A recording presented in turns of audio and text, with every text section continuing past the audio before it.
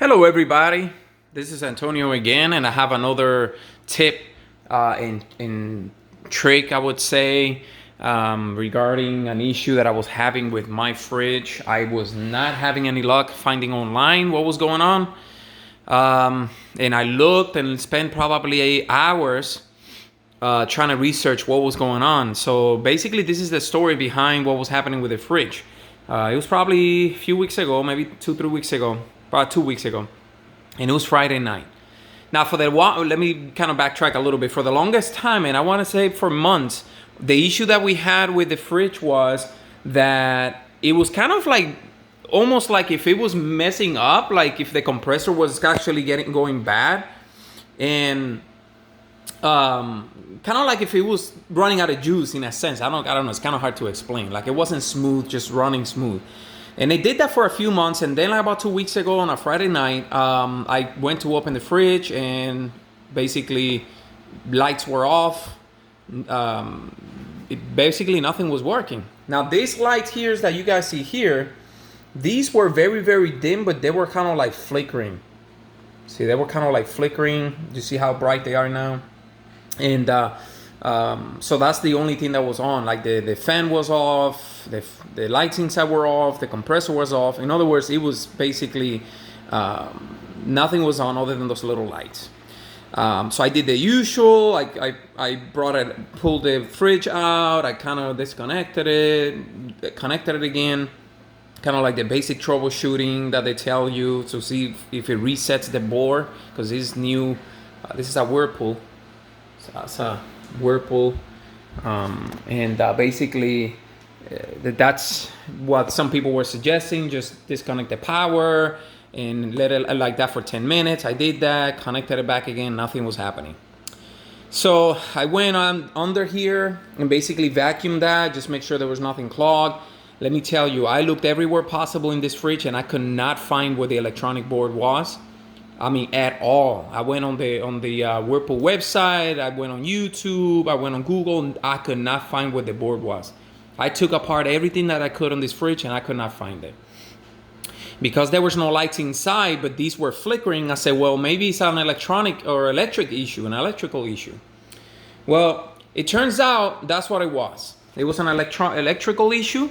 The way they figure out is we pull the fridge all the way and we connected it in one of these things, or in this here, this outlet, and voila, it turned on, no problem. Now, the issue was in the, I'm kind of gonna take you guys, I don't even know why, but I'm gonna take you to the garage because I actually forgot to close it anyways because I was doing something else. But what ended up happening is this breaker was bad. So when I take my current tester and I check the outlet where the fridge is supposed to be connected, it was giving me roughly about 80, 85. First of all, it was fluctuating between like 80 and 90, 95 volts.